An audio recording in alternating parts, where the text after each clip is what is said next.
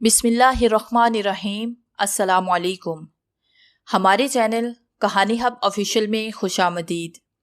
नाजरीन, मैं आज आपके लिए इंतहाई खौफनाक और दिलचस्प कहानी लेकर आई हूँ, लेकिन कहानी शुरू करने से पहले आपसे गुजारिश है कि अगर आपने हमारा चैनल सब्सक्राइब नहीं किया तो आप हमारे इस चैनल को सब्सक्राइब कर लीजिए और बेल आइकन को भी प्रेस कर लें ताकि हर नई आने वाली वीडियो बआसानी आप तक पहुँच सके।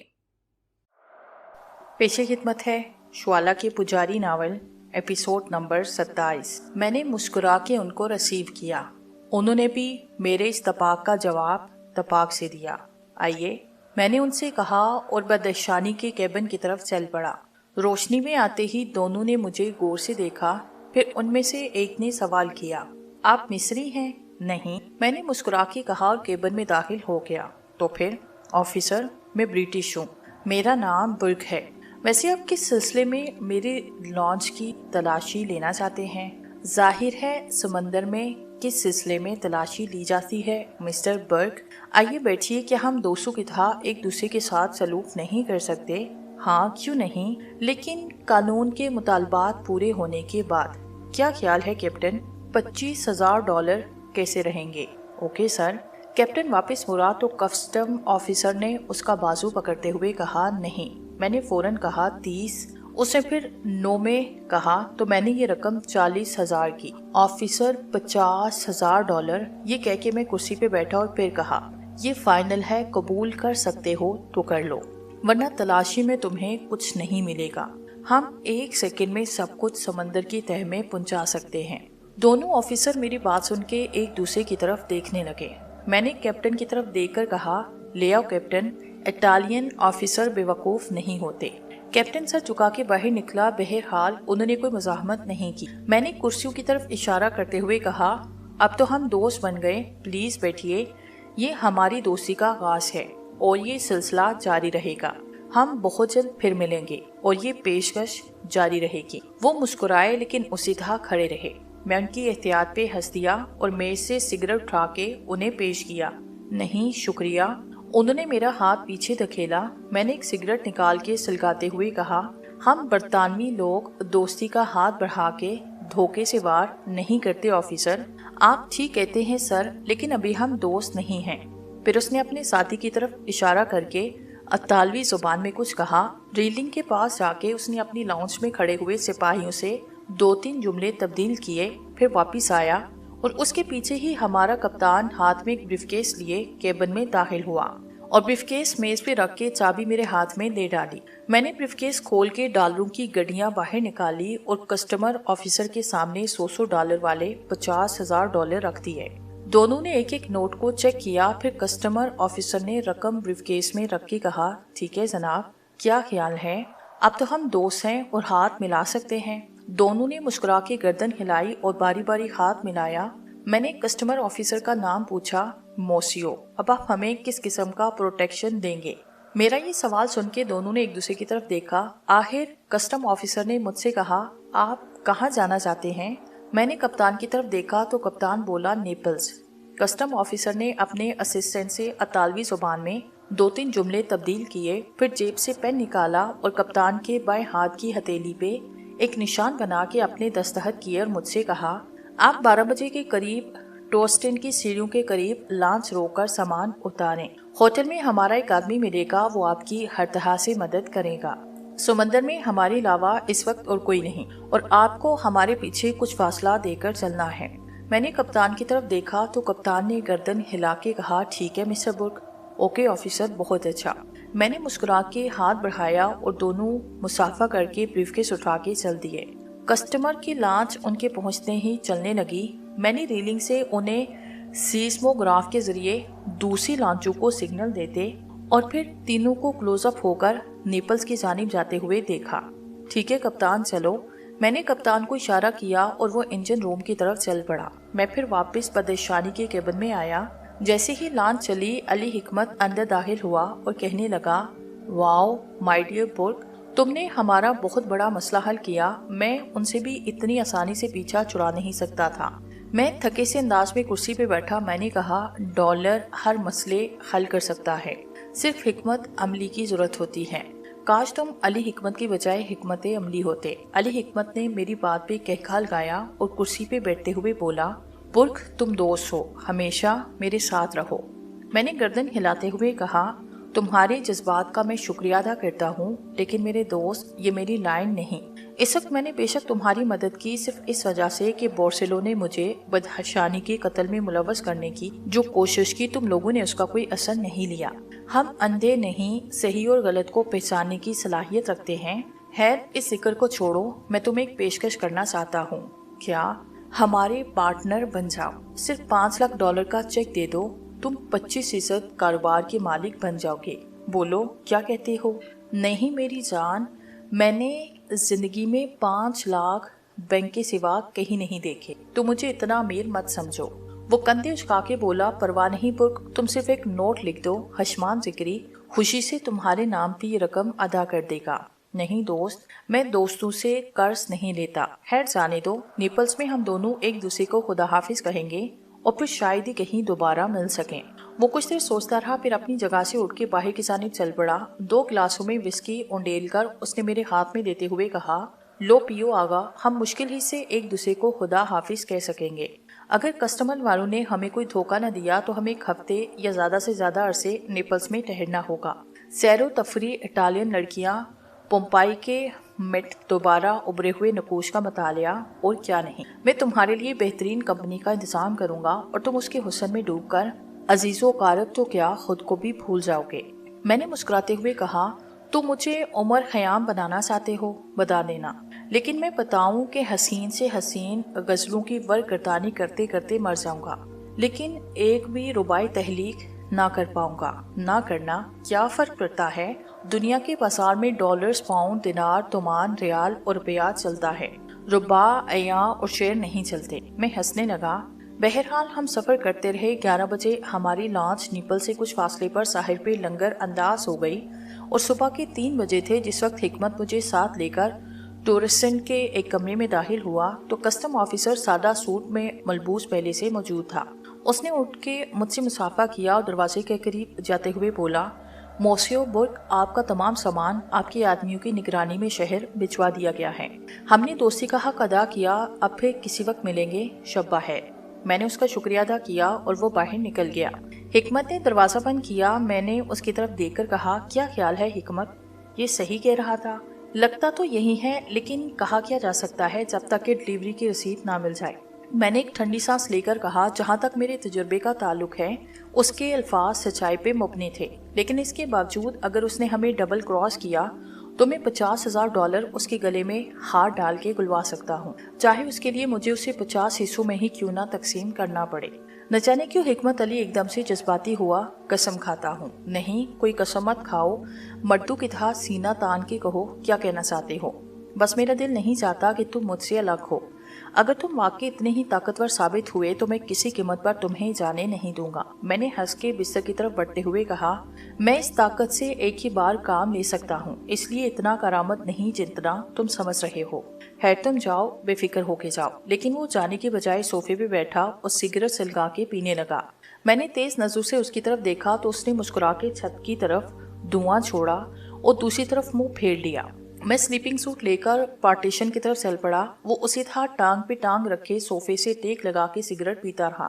मुझे हैरत हुई थी कि मैंने आगे बढ़कर इससे कहा, क्या बात है हिकमत, कुछ और कहना चाहते हो मुझसे?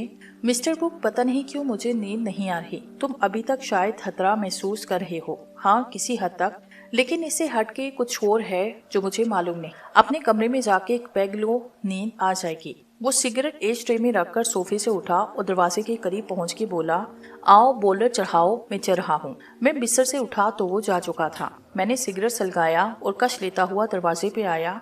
बोलर चढ़ा के लौटने लगा कि दरवाजे पे दस्तक हुई। मैं चलते चलते रुका और मैंने घड़ी पे देखा, 4 बजने में 10 मिनट बाकी थे। दरवाजा एक बार फिर बजाया गया। मैंने बोलर सिरका कर दरवाजा खोला तो चंपा की बू का एक झोंका मेरे नाक से टकराया। मेरी तवक्को के ऐन मुताबिक दरवाजे पे वरदान सधानी खड़ा था। चंपा की तेज खुशबू का झोंका अंदर आया। मैंने निगाहें मिलते ही शुभ आगमन कह के दरवाजा खोल दिया, लेकिन उसके पीछे ही माशरा को देख के मैं हैरान हुआ। वो जे धर्मराज कहता अंदर आया। मैंने दरवाजा बंद किया। कमरे के दरमियान में पहुंच के माजरा बोला, धर्मराज मुझे इसलिए आना पड़ा, बैठो माजरा। मैंने उसकी बात काट के सोफे की तरफ इशारा किया, अभी नहीं, बैठ जाओ, इतनी जल्दी भी है क्या? आप जानते हैं बद्दी सतू कि मैंने कितनी दूर जाना है, बैठने के वक्त कहाँ? ठीक है, मुझे पता है कि तुम्हें कितनी दूर जाना है, मगर खैर मैं इस वक्त क्या कर सकता हूँ तुम्हारे लिए? धर्मराज मैं आपसे ये कहना चाहता हूँ कि आप इन क्या कामों में इन लोगों से सहकार ना कीजिए। आप कोई ऐसा काम नहीं कर सकते जो इंसान की जिल्लत के लिए किसी भी रूप में बुराई साबित हो। आपको तो सिर्फ भलाई का काम करना है। हाँ, मैं समझ चुका हूँ इस बात को, वाकई मुझे सबके साथ भलाई करना चाहिए। मेरे तंज़ी अल्फाज पे वो हंसा और बोला, सबके साथ नहीं धर्मराज, आप पापी आत्माओं के साथ भलाई नहीं कर सकते, समाज दुश्मनों के साथ भलाई नहीं कर सकते, इनके साथ धर्म नियति अनुसार सलूक कर सकते हैं। अच्छा अदम नो सती बदी सतू, चलता हूँ। क्या तुम मुझे यही बताने आए थे? हाँ बदी सतू, ये आपका काम नहीं। ओम नमोस्तो।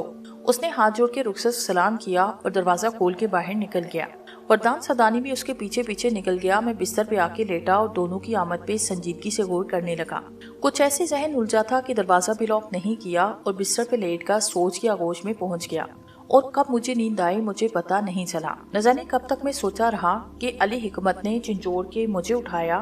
मैंने माहौल का जायजा लिया तो खूब रोशनी हो गई थी। कलाई पे बंदी घड़ी 11 बजा रही थी। गुड मॉर्निंग आगा। अली हिकमत सोफे पे बैठा। हाँ अब तुम बताओ अली हिकमत, माल की क्या रिपोर्ट है? वो पहुंच गया, तुम जीत गए। मुँह हाथ धोआओ, मैं तुम्हारे साथ चाय पीऊंगा। मैंने गहरी सांस ली और टॉयलेट की तरफ चल पड़ा। तकरीबन आधे घंटे में मैंने शेवर गुसल किया। वापस आया तो मेज पे नाश्ते की ट्रे रखी हुई थी और अली हिकमत कॉफी की चुस्कियां ले रहा था। मैं उसके सामने बैठा। उसने मेरी प्याली उंडेलते हुए कहा, बुर्क, होटल में मैंने तुम्हारा नाम रजिस्टर नहीं कराया, इसलिए तुम्हें कहीं जाना हो तो मेरे साथ चलना, ताकि पासपोर्ट के सिलसिले में कोई झगड़ा खड़ा ना हो जाए। मैंने लापरवाही से चाय की प्याली उठाई और चाय पीने लगा। वो थोड़ी देर तक मेरी तरफ देखता रहा, फिर बोला, नाश्ते के बाद शहर के लिए चल रहे हैं, क्या चलना पसंद करोगे? क्यों नहीं, मैंने जवाब दिया। वैसे एक बात कहूँ तुमसे? कहो, पूछते क्यों हो? मैंने रात को तुमसे एक झूठ बोला है, अब उसका इतराफ करना जरूरी समझता हो। मैंने हंस के कहा, अली हिकमत, इतराफे जुर्म तो जुर्म से बदतर समझा जाता है। तुम इस तकल्लुफ में मत करो तो क्या हर्ज है? नहीं, मैं मसलहतन या कारोबारी तकाजु से मजबूर होकर झूठ बोलने को जुर्म नहीं समझता, लेकिन दोस्त पे इत्माद न करने को संगीन जुर्म समझता हूँ, खसूसन तुम जैसे दोस्त पर। मगर बात क्या है? वो जो मैंने कहा था कि कोकीन तल्फ हो गई, झूठ था। सच ये है कि पूरा केस हिफाजत से एजेंट तक पहुंचाया जा चुका है। ये तो अच्छा हुआ। हाँ, बहुत अच्छा हुआ। उसने कप हाथ से रखते हुए कहा, हम तुम्हें तुम्हारा हिस्सा पेश कर रहे हैं, तुम्हारी मर्जी है, हालांकि मुझे इसकी जरूरत नहीं। अगर तुम मुझे रोक लेने के ख्याल से ये रकम या हिस्सा पेश करते हो तो मेरी राय है कि इसे जाया मत करो। मुझ पे इसका कोई असर न होगा सिवाय इसके कि कुछ रातें खूबसूरत हो जाएंगी। चलो यही सही, मैं 2-3 दिन तक तुम्हारे साथ रहूंगा, उसके बाद चला जाऊंगा। इस अरसे में तुम इस शहर से वाकिफ हो जाओगे। अगर रुक सको तो यहीं रुक जाना, वरना 3 माह के बाद हमारी लांच फिर यहाँ आएगी। ठीक है, ठीक कहते हो, देख लूंगा, फैसला कर लूंगा। ये कह के मैंने बात खत्म की और मेज से उठ खड़ा हुआ। वो मुझसे हाथ मिला के अपने कमरे में चला गया। मैंने कपड़े पहने बाहर निकला। लॉन्च के सेकंड मेट से गोहर अफंदी के बारे में पता किया तो पता चला कि चंद अफसरों के अलावा तमाम छोटे मुलाजमीन लॉन्च पे ही मौजूद हैं। मैंने एक नोट लिख के उसे दिया कि गोहर को पहुंचा दिया जाए। उसने पर्ची जेब में रखते हुए कहा, आगा शाम को 6 बजे मैं खुद पर्चा पहुंचा दूंगा। अगर जुबानी कुछ कहना हो तो वो भी फरमा दीजिए। बस यही कहना है कि उसे जितनी जल्दी मुमकिन हो सके मेरे पास पहुंचा दिया जाए। ठीक है जनाब, उसने कहा और मैं वहाँ से बार की तरफ चल दिया। एक वेटर ने मेरी रहनुमाई की और दरवाजे पे छोड़ के चला गया। मैं अंदर दाखिल हुआ। दरवाजे से जरा हटकर एक दीवार से दूसरी दीवार तक तवीलो अरीज काउंटर बना हुआ था, जिसके पीछे 6-7 हसीन बार मेडस खड़ी हुई थी। 2-3 के सामने पीने वाले मौजूद थे जिन्हें वो जाम भर भर के पिला रही थी। कुछ और लड़कियां जिनके सामने कोई न था, वो हॉल में बैठे मेहमान जोड़ों के लिए ले जाने वाली लड़कियों के ऑर्डर के मुताबिक सप्लाई करने में मसरूफ थी। वो आपस में बातें भी करती जा रही थी। तमाम हाल हंसने बोलने की मिलीजुली आवाजों से गूंज रहा था। मैं हॉल में बैठे वालों पे एक सरसरी नजर डालता हुआ आगे बढ़ा और एक लड़की के सामने पहुंच के रुक गया। हेलो, वो मुस्कुरा के बोली। मैंने काउंटर पे हाथ रख के कहा, डबल विस्की सोडा के साथ। اس نے پلٹ کے بکس سے سوڈا اور واٹر کی کانچ کی بوتل نکالی اور گلاس میں ڈیل دی۔ ایک لڑکی میری طرف دیکھ کر کہنے لگی، ٹورسٹ؟ ہاں، ایرانی یا جرمن؟ نہیں، برٹش پلیز۔ کاؤنٹر پہ کھڑے آدمی نے پیتے پیتے میری طرف مڑ کے دیکھا اور پھر لڑکی کی طرف دیکھنے لگا۔ لڑکی کو پتہ نہیں مجھ سے کیا دلچسپی پیدا ہو گئی تھی، وہ کہنے لگی، آفیسر یا business man? Business man, thank you sir. کہاں ٹہلے ہیں آپ؟ یہیں روم نمبر 69 میں، 3rd فلور پہ۔ ظاہر ہے میں نے صرف یہاں کا ماحول دیکھنے کے لیے یہ شراب طلب کی۔ پھر میں $5 کا ایک نوٹ کاؤنٹر پہ رکھ کے چلنے لگا تو اس نے دراز کھینچتے ہوئے کہا، 1 منٹ پلیز، شام کو پھر آؤں گا میں آپ کا نام پوچھ سکتی ہوں؟ برگ۔ اس کے بعد میں وہاں سے واپس پلٹ پڑا۔ کاؤنٹر پہ کھڑے آدمی نے پیتے پیتے میری طرف دیکھا لیکن میں نے اس پہ توجہ نہ دی۔ شام 4 بجے میں چائے پینے کے بعد حکمت کے ساتھ سیر کو جانے کے لیے اس کے کمرے سے باہر نکل رہا تھا کہ ٹیلی فون کی گھنٹی بجی۔ اس نے میز کے پاس جا کے ریسیور اٹھایا اور ہیلو کہہ کے اطالوی زبان میں بات کرنے لگا۔ 2-3 جملے کرنے کے بعد میرے پاس آیا اور کہنے لگا، مسٹر برگ، کوئی لڑکی تم سے بات کرنا چاہتی ہے۔ کون سی لڑکی؟ شاید بار میڈس ہوگی، تم دیکھ لو، وہ تمہارا انتظار کر رہی ہے۔ میں نے آگے بڑھ کے ریسیور اٹھایا اور کہا، برگ سپیکنگ۔ مسٹر برگ، میں آف ہو کے گھر جا رہی ہوں اور آپ؟ ہاں بولو، میرا مطلب ہے ایسا کرو تم یہیں آ جاؤ۔ وہ کچھ دیر خاموش رہی، پھر بولی، ٹھیک ہے میں آ رہی ہوں۔ وہ اصل میں آپ کی باقی رقم، اگر بہت زیادہ بے چینی ہے تو پورا کیش بکس اٹھا لاؤ، میں نے کہا، اور اس نے ہنس کے ریسیور رکھا۔ علی حکمت ہنستا ہوا میرے قریب آ کے بولا، شاید تم سیر کو نہیں چل رہے مسٹر برگ۔ چل رہا ہوں، مگر تم ذرا سا ٹہر جاؤ۔ وہ مسکراتا ہوا کمرے سے نکلا۔ میں نے کوٹ اتار کے ہینڈل پہ ٹانگا اور کمرے میں ٹہلنے لگا۔ کچھ دیر کے بعد دروازے پہ دستک ہوئی۔ میں نے دروازہ کھولا تو وہ مسکراتی ہوئی اندر آئی۔ اس کے ساتھ ایک اور لڑکی تھی جس کے دلکش خطوط اور سیاہ آنکھیں دیکھ کر میں سکتے میں آیا۔ بار میڈس نے اس کی طرف دیکھ کر کہا، جولیانا، اور یہ مسٹر برگ ہیں۔ میں نے اس سے ہاتھ ملایا اور کہا، ہیلو، آپ بیٹھیے۔ بار میڈس نے ہاتھ بڑھاتے ہوئے کہا، شکریہ۔ جولیانا بیٹھ گئی۔ نہ جانے کی اس لڑکی نے ایک لمحے کے اندر میرے ذہن پر ایک ضرب سی لگائی تھی۔ وجہ سمجھ نہیں سکا، پتہ نہیں کیا ہوا تھا، ذہن پہ یہ ضرب کیوں لگی، لیکن پھر خود ہی اپنے خیال پہ ہنسی آئی۔ میرے فطرت میں میرے باپ کی شخصیت شامل تھی۔ والد مرحوم اپنے دائرے عمل میں بہت سے کھیل کھیل چکے تھے۔ خاص طور سے سلطان چچا نے اسی بات کا اظہار کیا تھا۔ ہر خوبصورت چہرے کو دیکھ کر میری بھی کوئی رگ پھڑک اٹھتی تھی، اور یہی رگ اس وقت جولیا اور میڈس کو دیکھ کر پھڑکی تھی۔ بار میڈس نے میری بقیہ رقم میری طرف بڑھاتے ہوئے کہا، سب سے پہلے تو آپ یہ رکھیں جو میرے ذہن پہ بوجھ بنا ہوا ہے، ہرگز نہیں اسے آپ اپنے پاس رکھیں، اور اگر زیادہ ضرورت محسوس کرتی ہیں تو میری امانت سمجھ کر رکھیں۔ کیوں؟ وہ حیرت سے بولی۔ اس لیے کہ اس معمولی سی رقم کے عوض آپ کی قربت تو حاصل رہے گی اور آپ میرا تعارف اتنے اچھے اچھے لوگوں سے کراتی رہیں گی۔ بہت چلاک ہیں آپ نے تو میرا نام نہیں پوچھا۔ میں خود اس بات پہ حیرت کا اظہار کرنے والا تھا کہ آپ نے ابھی تک اپنا نام نہیں بتایا، بلکہ ایک تحاشے میں شکایت کرنے والا تھا۔ میں نے سلیقے کی گفتگو کرتے ہوئے کہا اور وہ ہنسنے لگی، پھر بولی، میرا نام رائنا ہے۔ آپ سے مل کر مجھے خوشی ہوتی ہے مس رائنا۔ شکریہ۔ ویسے ایک بات کہوں اگر آپ محسوس نہ کریں؟ جی فرمائیں۔ اصل میں ہم لوگ تو دن رات ہی اس ہوٹل میں اپنی ڈیوٹیاں سر انجام دیتے ہیں، اور جب فرصت ہوتی ہے تو ہماری سب سے بڑی خواہش یہ ہوتی ہے کہ ہم یہاں سے نکل بھاگیں۔ اگر اس کے بعد بھی ہمیں یہی وقت گزارنا پڑے تو آپ یقین کریں بڑی ذہنی کوفت ہوتی ہے، کیوں نہ باہر نکلیں۔ بلکہ اگر میں آپ سے یہ کہوں کہ میں آپ کی میزبان، ارے نہیں رائنا ڈیئر، چلو چلتے ہیں، کوئی ایسی بات نہیں۔ جولیانا کے پاس اس کی اپنی کار موجود ہے، اسے آپ ہماری طرح نہ سمجھیں، نہ ہی اس کا تعلق اس ہوٹل سے ہے، یہ اپنا کاروبار کرتی ہے۔ واؤ، چلیں پھر چلتے ہیں۔ اس کے بعد میں ان دونوں لڑکیوں کے ساتھ باہر نکلا۔ بس وہی فطرت کی بات کرتا ہوں کہ والد صاحب کی سرشس خون میں سرایت کر رہی تھی، اور ان لوگوں کے درمیان وقت گزارنے میں مزہ آ رہا تھا۔ خاص طور سے جولیانا کچھ ایسی شاندار شخصیت کی مالک تھی کہ دل اس کی جانب کھنچتا چلا رہا تھا۔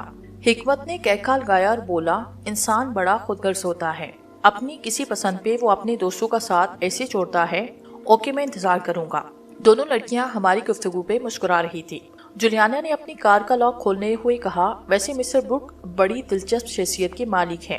ہم کار میں بیٹھے۔ رائنا نے مسکراتے ہوئے کہا، ڈرائیونگ سیٹ میں سنبھال سکتی ہوں، لیکن میں نہیں چاہتی کہ جولیانا مکمل طور پہ آپ پہ قبضہ جما لے۔ ویسے ہمارے درمیان یہ مشترکہ معاہدہ ہو چکا ہے کہ آپ آدھے آدھے ہم دونوں میں تقسیم ہو جائیں گے۔ چلو میں تو ختم ہوا۔ کیا مطلب؟ ظاہر ہے اگر آدھا آدھا تقسیم ہوا تو 2 حصے ہو جائیں گے میرے۔ جولیانا نے ہنستے ہوئے کار آگے بڑھائی۔ रायना मेरे बराबर बैठी कार मुख्तलिफ इलाकों में घूमती रही और हम लोग बातें करते रहे। मेरा सहन हवाओं में उड़ रहा था, यहाँ तक कि हम मुज़ाफ़ाती इलाके में निकल आए। मैंने जुलियाना से कहा, क्या ख्याल है, ड्राइविंग ही करती रहेंगी मैडम? आप इन इलाकों से वाकिफ नहीं, मैं आपको सीगल ले जा रही हूँ, मसनूई समंदर जिसके किनारे छोटी छोटी झोपड़ियाँ बनी हैं, और लोग कहते हैं कि इन झोपड़ियों में अगर 24 घंटे गुजार लिए जाएं तो फिर जन्नत की ख्वाहिश नहीं रहेगी। हम तीनों हंसने लगे। सीगल नामी इलाका शहर से कुछ 60 किलोमीटर के फासले पे था और इसमें कोई शक नहीं कि अपनी मिसाल आप था। वहाँ एक रेजर्ट बनाया गया था जिसके अहाते में ये मसनूई समंदर लहरें ले रहा था। वाकई कमाल की जगह बनाई गई थी और ये झोंपड़ियां और इनके आसपास नजर आने वाले खुशजोक लोग जिन्होंने दुनिया की हर मुश्किल से छुटकारा हासिल कर लिया था और किसी किस्म की तहजीबी कैद से आजाद आराम से मटरगश कर रहे थे। मैंने हैरत से उन बेलिबास और बेहिजाब लोगों को देखा। बिलाशुबा जिंदगी का एक दौर इसी तरह का होता है कि ऐसे मनासिर बड़ी दिलकशी के हामिल होते हैं। एक छोटी सी खूबसूरत झोंपड़ी के दरवाजे पे जुलियाना ने कार रोकी और हम दोनों नीचे उतर आए। ये मेरी हिट है, इसका मतलब है रायना कि जुलियाना एक दौलतमंद खातून है। हम तीनों हंसते हुए अंदर आए। मैंने कहा, लेकिन जिस तरह ये लोग घूम फिर रहे हैं, कम से कम मैं इसका अहल नहीं हो सकता। अरे क्यों, ये तो जिंदगी की एक बहुत बड़ी सच्चाई है। जुलियाना ने कहा, इत्तेफाक की बात यह है कि जिस माहौल से मेरा ताल्लुक है वो इन बातों को कबूल नहीं करता। क्या बात ले बैठे डियर, जैसा देश वैसा भेस वाली बात कहो ना। नहीं, मुझे एक भागे हुए कैदी की हैसियत देकर इसी झोंपड़ी में कैद रहने दो। ओके ओके, ऐसी कोई बात नहीं, चलो आओ बैठो, कम से कम बाहर का नजारा तो कर सकोगे। मैं हंसा। अब इस वक्त मैं पूरी तरह उन दोनों लड़कियों के जाल में जकड़ चुका था और मेरी अपनी सोचने समझने की कुव्वतें पसे पुर्दा जा सोई थी। इसमें कोई शक नहीं कि बेलिबास तो मैं किसी कीमत पर नहीं हो सकता था, लेकिन जहाँ तक बाहर के नजारों का ताल्लुक है बस इनसे गुरेज नहीं कर पाया। दोनों लड़कियां बड़ी दिलचस्पी से बातें कर रही थी, उनकी निगाहें बाहर पटक रही थी और वो नजर आने वालों पे तबसरे कर रही थी। अचानक मुझे एक अजीबो गरीब जगह नजर आई और मेरी नजरें उधर जम गई। वो जगह बड़ी अजीबो गरीब थी वो झोंपड़ी, लेकिन उनका डिजाइन बुद्ध पगोडे की तरह बनाया गया। छोटा सा खूबसूरत पगोडा जो दूर से बेहद हसीन नजर आ रहा था। मुझे ऐसे लगा जैसे मेरे जहन के तार उस पगोडे से बन गए हों। कुछ देर के लिए मैं यहाँ के माहौल को नजरअंदाज कर बैठा। फिर किस तरह और क्या कह के मैं इस झोंपड़ी से आया इसका मुझे बिल्कुल इल्म नहीं। बस एक शहर सा मेरे जहन पे तारी था और मेरे कदम उस छोटे से पगोडे की जानिब बढ़ रहे थे। जब मैं इस दरवाजे के करीब पहुंचा तो दरवाजा आहिस्ता से खुला और मेरे पाँव अंदर की जानिब चल पड़े। मैं अंदर दाखिल हुआ। अंदर चारों तरफ मध्यम रोशनी फैली हुई थी। सामने ही बुद्धा का मुजस्मा नजर आ रहा था और उसके दाएं में वरदान सधानी सेवक सिंदूरती आंखें बंद किए खामोश खड़े थे। मैं सहर सदा सा मुजस्मे के सामने जा खड़ा हुआ। मुझे ऐसे लगा जैसे मेरे चारों तरफ धुआं फैलता जा रहा हो। मैं अपने आप को इस धुएं में गुम होता महसूस करने लगा। चंपा की जानी पहचानी खुशबू मेरे दिलो दिमाग को मुअत्तर किए हुए थी। आहिस्ता आहिस्ता धुआं छटा और वरदान सधानी की आवाज आई, जन्म सतु बदी नमोस्तु, नमो बदी नमो बदी नमो बदी बदी मान। आपको बार बार ये बताया जाता है कि आप मुस्तकबिल के होने वाले मेहतर बुद्ध हैं। आपके लिए पाकीज़गी बुनियादी हैसियत रखती है। बदी सतु, ये पाकीज़गी आप यूं समझे आपके जीवन का समथान है। अगर आपका वजूद जो ही नापाकियों में डूबा रहा तो बुद्ध मत की तारीख बदल जाएगी, बड़ा गलत हो जाएगा। बदी सतु, आपको एक बार फिर बताया जाता है कि आप दुनिया की बुराइयां छोड़े। ये जो आपके रास्ते में जगह जगह स्थान आते हैं ये दर हकीकत सच्चाइयों की तरफ आपके सफर को रोकते हैं। सच्चाइयों की तरफ आपके सफर का रुकता रहना बड़ा नुकसान है। कोई न कोई किसी न किसी तरफ से पैदा होता है। आपको ये अंदाजा है कि आने वाले समय आपको कितना बड़ा मनसब संभालना है। हमारा दलाई लामा 114 साल का हो चुका है और वो इसलिए जिंदा रहेगा कि आपको मेहतर बुद्ध का ताज पहना दे। पर जीवन की रोकना किसी के बस की बात नहीं। हम जल्दी जल्दी आपको आपके स्थान पे ले चलते हैं। हमें इसका मौका दें। आपने तो सही मानों में अभी तक एक काम भी ऐसा नहीं किया जो आपके रास्तों को खोले। मैंने कुछ बोलने की कोशिश की लेकिन मेरी जुबान जैसे बंद हो चुकी थी। मैंने कुछ लम्हे खामोशी इख्तियार किए रहे। फिर जैसे मेरी जुबान पर से ताला खुला, मैंने कहा, पहली बात तो ये है कि मैं ये समझ नहीं सका कि मुझे आगे जाके क्या करना है। बदी सतु, आगे की बातें तो आगे चल के मालूम हो सकती हैं। दूसरी बात यह है कि मैंने एक मुसलमान घराने में जन्म लिया। क्या मेरे लिए अपने दीन धर्म को बदलना आसान काम होगा? वरदान सदानी ने सेवक सिंदूरती को देखा। सेवक सिंदूरती कहने लगा, महाबुद्धि सतु, कभी कभी जन्म स्थान गलत हो जाते हैं। आपको काशरवरम में महान मंदिर के बड़े मुजस्मे की आगोश में देखा गया اور بدیمان دھرم وستو تسلیم کیا گیا اور پھر ہر جگہ آپ کے ساتھ وہی پیش آیا جس کی توقع کی جاتی رہی۔ ہاں، پرنتو آپ کو آپ کا استھان اس وقت نظر آئے گا جب آپ نیل سگھاسن پر بیٹھیں گے۔ نیل سگھاسن آپ کا سواگت کرنے کے لیے تیار ہے، پر آپ نے اپنے راستے لمبے کر لیے۔ سنو، جو واقعات میری زندگی میں پیش آ رہے ہیں، اگر میں ان سے گریز کروں تو میرا نظریہ ہی بدل جائے گا۔ مہان ستو، اصل میں آپ نے اپنے راستے پہچانے نہیں۔ ان راستوں پہ تو بہت سی شاہیں نکلتی ہیں اور بہت سی قوتیں آپ کو ان راستوں سے بھٹکا رہی ہیں۔ آپ کو ایک سیدھا راستہ اختیار کرنا ہے۔ آپ کو بھوج پتر دیا گیا۔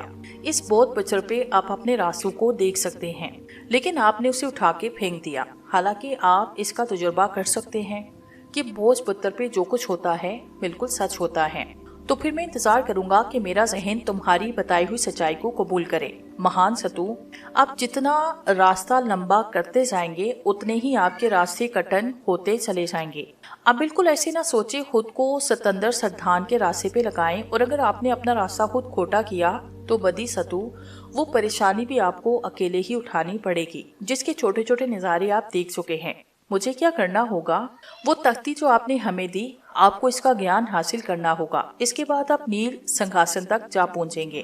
میں نہیں جانتا کہ میں ایسا کبھی کر سکوں گا یا نہیں، اور سچی بات یہ ہے کہ میرا دل یہ سب کچھ کرنے کو چاہتا بھی نہیں۔ میں اپنی پسند اور اپنی مرضی سے جینا چاہتا ہوں۔ مہابدی ستو، ایسی باتیں مت کریں، سنسار کا توازن بگڑ جائے گا۔ وہ سب کچھ نہیں ہو پائے گا جو سوچا جاتا رہا۔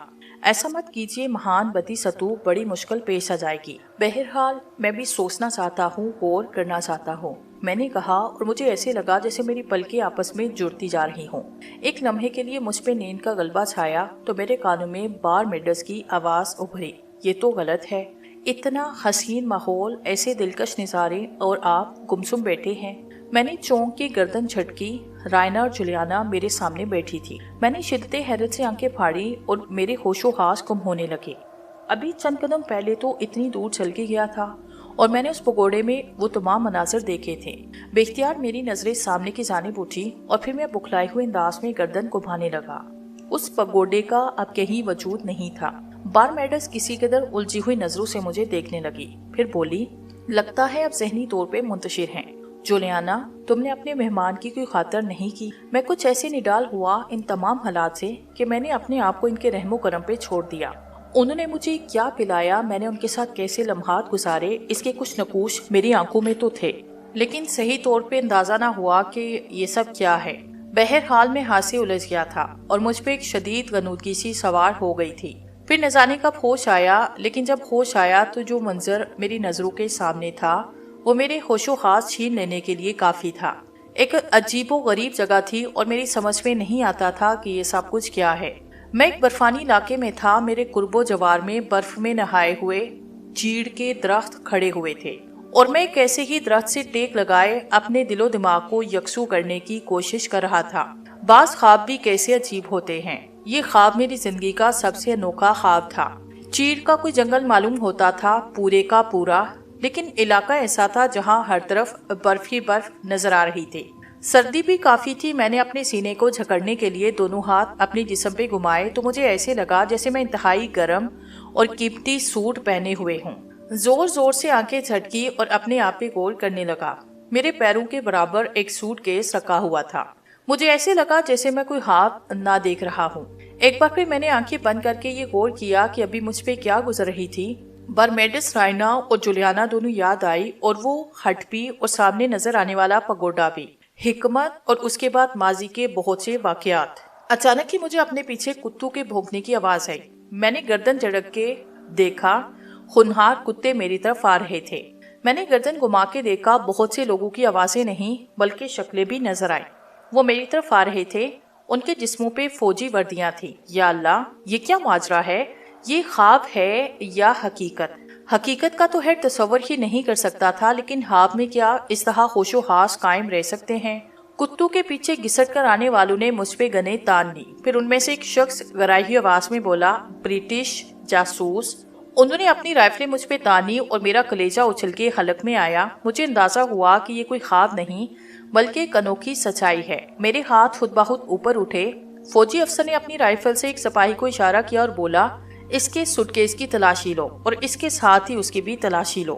سپاہی نے بڑے غور سے مجھے دھکا دیا اور چیڑ کے درخت سے پش لگا کے مجھے کھڑا ہونے کو کہا۔ میں خاموشی سے ان حالات سے نمٹ رہا تھا۔ دل و دماغ کی جو حالت تھی اس کا اندازہ تو بآسانی کیا جا سکتا تھا۔ یہ انوکھی مصیبت پڑی تھی۔ اگر خواب نہیں تھا تو سوچنے کی بہت سی باتیں موجود تھی۔ میں یہاں تک کیسے آیا؟ یہ سب ہوا کیا؟ میرے پورے بدن کی تلاشی لے گئی، اس کے ساتھ ہی سوٹ کیس کی بھی، لیکن ان کے رویے میں ابھی تک کوئی تبدیلی نہیں آئی تھی۔ تم اس طرح جرمنی میں کیوں داخل ہوئے؟ مجھ سے سوال کیا گیا اور میرا منہ حیرت سے کھلے کا کھلا رہ گیا۔ جرمنی؟ بمشکل تمام میرے منہ سے نکلا۔ اس نے کہا، ہم اچھے سے جانتے ہیں کہ تم انگریز جاسوس ہو، برٹش نیوی سے تمہارا تعلق ہے۔ اگر تم جاسوسی کے لیے یہاں آئے ہو تو کیا سمجھتے ہو جرمن بے وقوف ہیں؟ یہ بھی پتہ چلا ہے ہمیں کہ تم ہندوستانی ہو، تمہارا نام حقان جمشیدی ہے۔ بولو، کیا ہم غلط کہہ رہے ہیں؟